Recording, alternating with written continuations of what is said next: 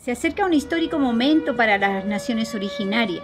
Por primera vez, la Constitución será redactada con la participación de nuestros pueblos, gracias al movimiento social que ha emergido en Chile.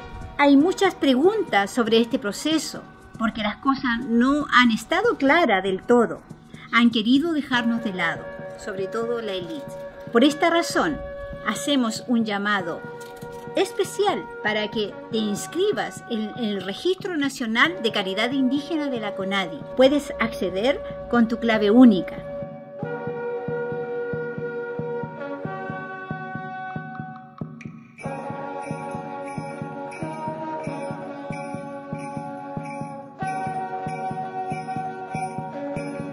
O también escribir a CONADI adjuntando la fotocopia de tu cédula de identidad e indicando tu pertenencia al pueblo originario, en este caso mapuche, y solicita inscripción en ese registro. Con tu participación y organización derrotaremos el racismo y la discriminación que la élite ha usado para desplazar a los pueblos originarios de la incidencia en el contexto de este país que se llama Chile.